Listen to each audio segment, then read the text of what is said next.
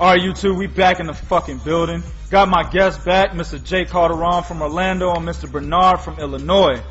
And we coming back to talk about the fights between Sergey Kovalev and Jean Pascal, give our predictions and our assessment on what each fighter needs to do to win this fight. Also, we want to talk a little bit about John David Jackson, his comments or his response to the things or the antics that Sergey Kovalev says and does. I'm gonna go to you first, Seth. Yeah. What do you think of this fight, man? What does Jean Pascal need to do to not get knocked the fuck out? Man. First, not get in the ring. But, damn, man. You just made me spit my water out. But yo, shit. Since he is, man, I normally don't do this, but I want to take a moment, just to say a little prayer for Pascal. Yeah, everybody join hands. You know yes, please, man. I mean, yo, okay, what he has to do to win this fight, first of all, and I keep fucking saying it. I keep saying this, man, I can't stretch it enough, okay? When you fighting a cat that got power, and you fighting a cat that primarily comes forward, you cannot hit that motherfucker with one shot and then move. Word. You can't do it, man. You can't do that. Okay, what you have to do is, you have to let your fucking hands go. You gotta hit him with 3 to 4 shots and then move. Don't just sit up there, try to pop him and then get out the way. Once you do that, he's gonna either cut you off or he's gonna, well, it's the same thing, but he's gonna stay right with you. And he's gonna get his shit off. That's what power punchers do, man. They know they gonna get off. And they don't worry about anything else. They know they gonna get off. They know that they gonna stay with you. They know they're gonna cut the ring off, and eventually you're gonna break down. So what he has to do, man, is, like I said, he gotta let his hands go, man. He gotta let his hands go and then move. Pascal's never been really one for footwork anyway, dancing around the ring and shit like that. So he gotta come with some shots, man. If you go back to the first fight, he buzzed Kovalev a few times. But it all goes back to what I just said. It was one shot. There was a point in time where he was on the ropes. He rolled Kovalev's right hand, and boom, he blasted him with a beautiful straight right. Yeah. He did that. Kovalev was a little buzzed, and then he came back with another shot, and then Kovalev immediately backed off of him. So that's the game plan, man. I keep telling cats. And my man Andre Ward says it all the time. You don't go away, and I've had my own experience with it. I love when cats back up. If I'm fighting you and you backing up for me, I'm gonna try to kill you every single time. Oh yeah. Because same here. I'm gonna impose my will. And I was telling my man 2K this earlier, man. It doesn't matter how big you are. If you're walking away from a guy, you look small to him. Okay? Even when I was in the ring, I don't care. I fought a cat that was 170 something pounds, and I was 168. Okay? And we was sparring. Let me clear that. We was sparring. Every time he took a step back, he got smaller and smaller and smaller. Yep. And it was because I was coming forward and I had good pressure on him. You know what I'm saying? And I was in a southpaw stance, and I'm not even left-handed. But just from him moving back, like I said, man, you can't do that. And this dude can crack. He was a good little puncher. But it just took everything off his shots. So that's what I'm saying, man. Pascal has to, don't move backwards, move laterally. And when you do get off, you need to let go of 3 or 4 punches and step around. Stop standing in fucking front of Kovalev. If you stand in front of him, that boy is gonna kill you. He can crack, he can punch with the best of them. Yep. I've compared his right hand, man. It's slow, and that's a lot of things, man. A lot of cats need to stop looking at how slow these boys are. Let me tell you something. George Foreman was the slowest motherfucker in boxing. But if that boy hit you, man, yo, I'm telling you, you was either gonna die or you was gonna be knocked the fuck out. Put you out with glancing blows. Yeah. Yeah, exactly. He would knock you out with glancing blows. So I'm telling you, man, when Kovalev is swinging these slow shots, man, it's like a baseball bat coming at you. You know what I mean? And we seen that in the first fight. Kovalev was just getting off. Boom, boom, boom. He wasn't even doing nothing special. My man 2K touched on it earlier. He is fundamentally sound. That's the one thing I like about him. I compare a lot of the European fighters to the San Antonio Spurs. They don't do nothing flashy. They don't dunk on you. They don't throw no fucking alley-oops. They play good, sound, team, fundamental basketball. Okay? And you got a lot of these other cats that want to be the Clippers. They want to look, they want to look pretty. They want to throw these oops up and dunk on you and all that bullshit. But they end up losing and they never make it to the championship. You know what I'm saying? So that's what this shit is, man. Pascal needs to go up in there with that mindset that, you know what, fuck that. He ain't gonna disrespect me. I'm not gonna walk backwards or move backwards. I'm gonna box this motherfucker and I'm gonna let my hands go. Do what we know you can do. Pascal is strong. He's fast. He can crack. And the motherfucker has that warrior mentality. Just don't let it get you beat or knocked out. Word. That's why this is my motherfucking man right here, man. I mean, we might as well just end the goddamn video right here because my man just killed this shit, B. Bernard, man, what does Pascal got to do to not get knocked the fuck out? I got one question. Is this trainer Freddie Roach? Yep. Yes. Unfortunately, that's not the right trainer for his style, man. Oh, man. Freddie Roach don't teach no defense. It's nothing but offense. So, I mean, for somebody that has Pacquiao, I mean, he should just probably just go in there and just, like you say, throw a whole bunch of punches. I'm rooting for Pascal because hopefully this racism thing gives him some kind of drive to go in there and actually throw them more than one punch. That's what I said, yeah. Hopefully he gets a drive. So I'm going for the underdog. He may not get it. If it goes to the decision, it's going to go to Kovalev because I know they want to push him for that Ward fight. That's also. But I'm going for Pascal. I feel like he just has to be the aggressor. Yeah. He has to impose his will. Yeah. And if it goes into a slugfest, be prepared and just go for another thing. Go for that body. Go for Kovalev's body. Oh yeah. Go in and get me a second and go for that body. Put water in the tank. I'm down with that shit. Most definitely. All right, Jay. What does he got to do to not get knocked the fuck out? Man, I think he has to box, man. Yeah. I don't agree with the toe-to-toe or he needs to get in and get out. He has to use that footwork, man. He needs to move on this boy. Okay. He cannot stand. I know Kovalev likes to cut off the ring and everything like that, but he's going to have to move all night long. He got that hand speed. He has faster hands than Kovalev, and he has good pop on his punches. So he's going to have to, get in and out. And, I like the fact that Freddie Roach, I know you guys don't like Freddie Roach that much, but I like the interesting fact of Freddie Roach training him. It's a better trainer than his last trainer. He does, have that offense mentality and stuff, so there ain't no real defense. We all know that Kovalev broke right through that defense in the first place, when he whooped his ass the first time. So I think the offense, trainer is going to help Pascal, at least put up a better performance. That's what I'm looking for, a better performance. But I think it's going to end quicker. I think it's gonna be more exciting than the first one, but it's gonna end quicker. I think this fight is over within 4 or 5 6 rounds. I give it 6 but rounds. I think it's gonna be a dog fight. I think Pascal is gonna show some good offense in this fight, and then he's gonna feel the pressure, feel the power, and then it's over for him. But if he's smart, he has to move all night long. Yeah, let me my bad. Let me say something real quick, Jay. I like what you said. He has to move, but I'm telling you, man, against a cat that comes forward like that, he will eventually break you down because he's gonna be hitting you everywhere. Look at, and I know this dude is not the type of puncher that Kovalev is, but just in terms of sheer size and a little bit of and pretty good punching power. Look at the way Floyd fought Canelo. When they first came out, Floyd wasn't backing away from that motherfucker because he knew he was bigger than him. Floyd started walking him down, and he was walking him down behind shots. Yes. But Floyd didn't.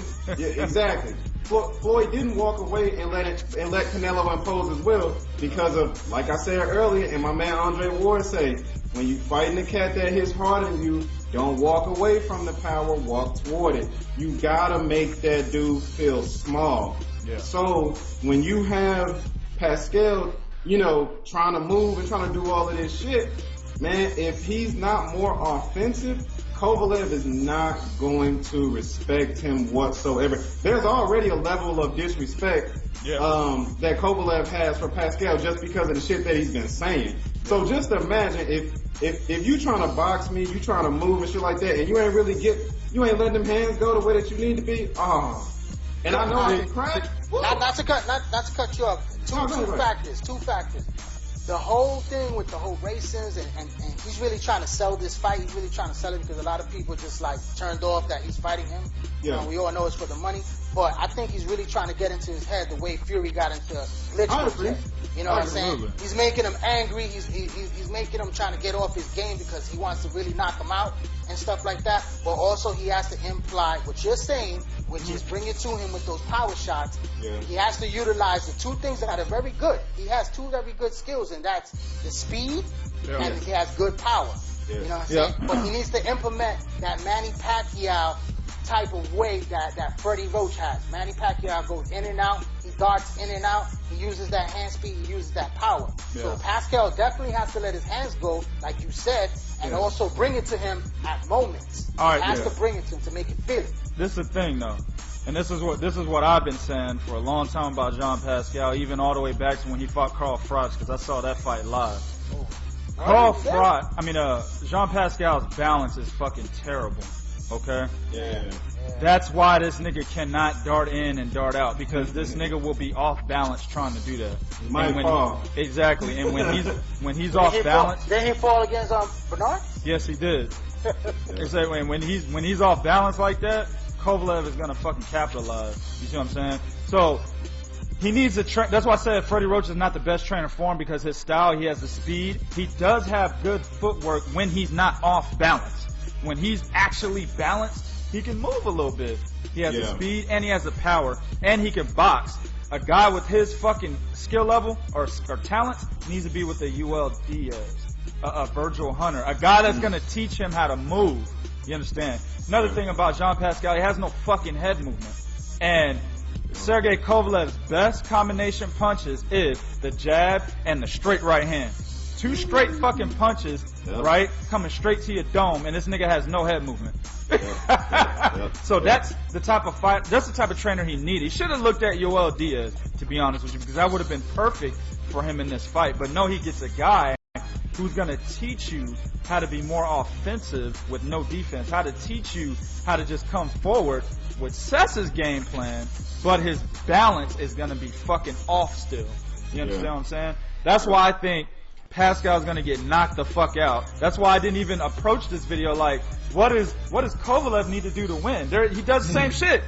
All he did is do the same shit. You know what I'm saying? It's exactly. It's all about what the fuck does Pascal need to do to stay on his fucking feet. You feel me? And I feel. Go ahead. That drive and pray. For real, man. Use that racism, drive and pray. Yeah, and that's what I said.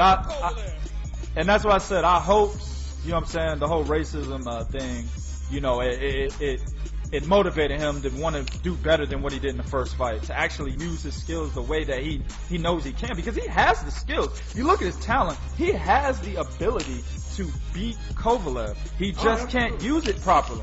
He can't fucking use it properly. I agree. Yeah. So let's get in the next question. What's the prediction though? Yeah, we'll get to that. Let's get in the next question. Well, shit. Everybody got the same prediction except Bernard. No, we were talking about how you think it's gonna end. Like what round? Probably. I say he gets knocked out in maybe 8. Maybe eight. That was the first fight, right? The first fight. Yes. I think he get knocked out in the same round. Alright, I'm gonna say he gonna get knocked out in the 6th round. Okay, in the 6th round, and it's gonna happen. I'm even give you a time, like, you know, a little time. It's gonna happen at about a minute 50, a minute 53. This motherfucker. He going to Vegas to put money there. I was just about to say that. Go put some money on that, B.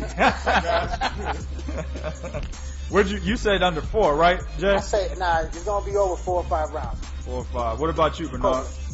I say Pascal, and if he has to do it, it's going to be in the later rounds. I say around the 10th or 11th. Damn, you got Pascal by knockout?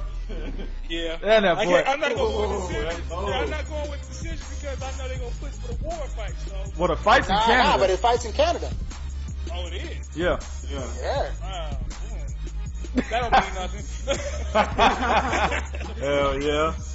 Later rounds, I'm going to say either the 10th, 11th, or 12th. I'll go instead of 10th and 11th, 11th, 12th. Yeah, I just hope it's as good as a fight as the James DeGale and Butte.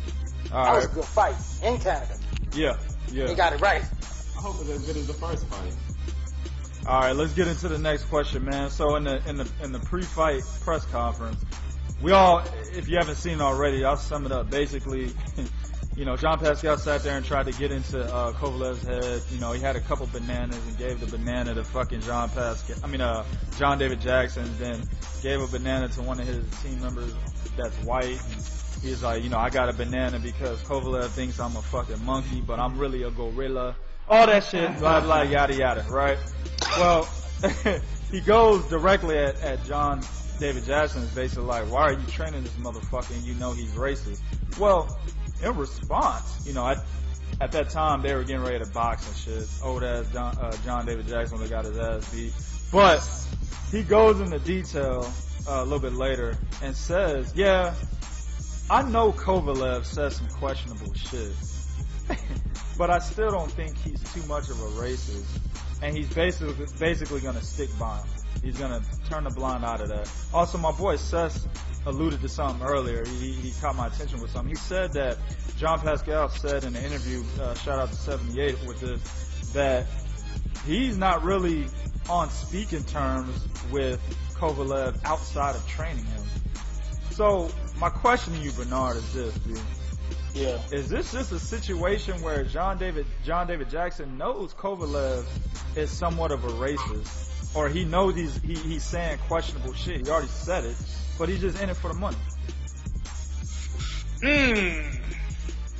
Now I'm hearing that part. I didn't hear that because I heard that he was in the corner. He's training him. Well, I gotta say, now that I heard the part that you said they don't talk outside. Yeah. He may just be in it for the money. Yeah. He may just be in it for the money. I don't blame him. But even then, though, that lets me know you're the type of person that has a price. You don't have no integrity or morals or standards or values to yourself. So for now, don't get me wrong. If you don't do it, at least make sure Kovalev loses that fight. Like, do what Ronda Rousey coach was doing and telling him if he's getting fucked up in the fight around the fourth and fifth, you're doing good, and hopefully he gets knocked out. You know what I'm saying? Like, maybe tell him to guard down or something. So you get paid and still, do something to help our side. But if not, man, I gotta say, you're a coon.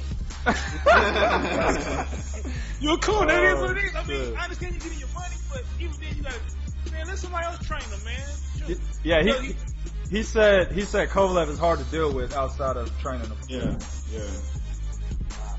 Yeah. That clearly right there, he doesn't want to deal. He just using you just for the knowledge or whatever, man. He should dump him. Yeah. What do you think, Jay? Man, I really didn't know anything about that. With him not having any relationship. I mean, I thought they had a bond together, but that's some news to me. I think by hearing that, he's definitely in it for the money and stuff like that. I mean, that shit is sad. You know what I'm saying? Because racism in this sport right here shouldn't be. You know what I mean? I know there's a lot of corruption and everything like that in this sport, but this is a universal sport worldwide. You know what I'm saying? So many different nationalities, races, and everything like that. Boxing, there's no room for racism in this. You know what I'm saying? And if Don David Jackson is with him and he's really a racist, that's a shame, man. He's just selling himself.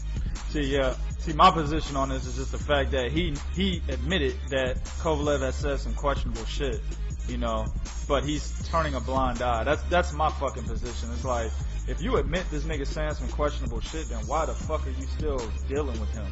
You see what I'm saying? Sus, man, what you think, bro? You got a price.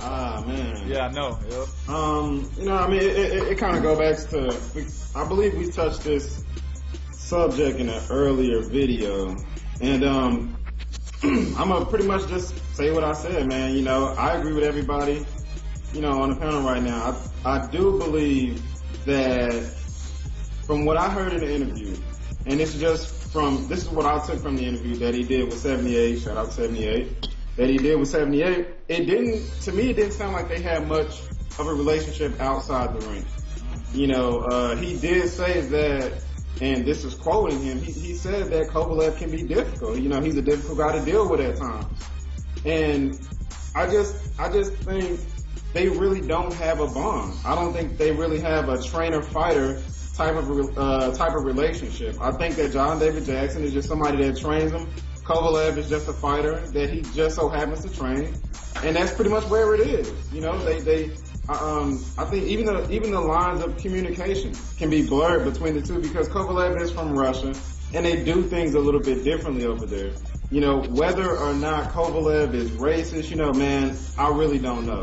You know, yeah. Now, racist may not be the word though. Racist may not be the word, but he could be prejudiced. Yes. Yeah, absolutely. He can definitely be prejudiced. You know, I don't like I said in our other video. I don't think Kovalev is racist in terms of he just hates a certain, you know, type of person or a certain kind of people. But like you said, Bernard, and I think I said that too. He probably does have a certain prejudice about himself because of the country that he comes from. You know, the country he comes from is predominantly white. You know, and they may have a sense of entitlement in that country because they are predominantly white over there. But at the end of the day, John David Jackson's position, man, it is so freaking messed up. You're training a guy that comes from a country that pretty much has this negative view or this conflicted view of blacks that live in their country. Yeah. You know, and Kovalev himself, and I think you said this too, Kay. Kovalev, he's fighting in America, okay? He is an American. He's boxing in America. He needs to learn the customs and the ways of this country. That's something that Kovalev has to do himself. John David Jackson can't do that for him. Right. You know what I mean? Kovalev has to want to take that upon himself. You know, and be mindful of some of the things that he says and some of the things that he does. Right. But at the end of the day, man, if Jackson is, you know, sticking around Kovalev and sticking by Kovalev, and, you know, he's heard him say some shit, you know, then, like you said, Bernard, man, he cooning like a motherfucker. He's a light-skinned Uncle Ruckus. Yeah. They almost got the same hairdo. Yes, they do. If that's true between them and their relationship, and there's some dark secrets in there, man, I mean, I don't think Kovalev is gonna go too much further, especially with a world fight on the horizon and everything, because that's not a good chemistry right there at all. Yeah, I don't, you know what I mean? That could just mess up your whole thing, and maybe Pascal just opened the doorway to, you know, problems in that camp. Possibility. Yeah. Mind games. It might work. It might work. You know what, fellas? Even when you watch a lot of the fights between, you know, with John David Jackson and Kovalev's corner, there's not too much that I really hear Jackson telling them. I mean, I think Jackson is a good trainer, but there's not a lot that, yeah, exactly. He's all right. There's not a lot that I see him actually telling Kovalev to do. You know, it's more so stuff on the lines of keep doing what you're doing, just keep going. Yeah, exactly. You know, so I don't really know the dynamic that Jackson brings to Kovalev. You know, Kovalev is a guy that really has raw power, and he's fundamentally sound. Right. So there's helped him with his boxing. Yeah, you know what? That's a good point, Jay. I do. I'm sorry, not to cut you off, because you know Jackson did have some skills in his day. Oh yeah, he used to box, so I think he incorporated that into Kovalev, because when he fought B-Hop, you know what I'm saying, he showed some skills in that fight with, you know what I'm saying, the movement and the jab. So he does have that brute strength and he has that power. But I think Jackson has definitely helped him with his boxing skills. Yeah, definitely. That's a great point. Though I do think that Jackson is a guy that I think that was in Bernard's camp at one point in time. And I think he fought Bernard, or he sparred Bernard or something like that. Both. Okay, so I do believe a lot of what Kovalev got in that fight was from John David Jackson and a lot of the the hidden secrets of Bernard's camp and, you know, being in Bernard's gym. Absolutely. But at the end of the day, I absolutely agree with you, man. That's a dynamic that Jackson has brought. He has helped Kovalev work on his boxing a little bit, so I definitely agree with that. All right, fam, we're gonna wrap it up right here. Facebook, YouTube, all the social media. I always do that shit, son. Do what you do in the comment section. Be real. I want to thank my guests, Mr. Jay Calderon from Orlando, Mr. Bernard from Chicago, Illinois. Thank you for having me on. I appreciate it. Hey, no doubt. We're going to do it again. Subscribe to Jay Calderon Boxing Talk. For real, we're going to do it again. We're going to do it again. All right, do what you do. One. Thanks a lot, guys.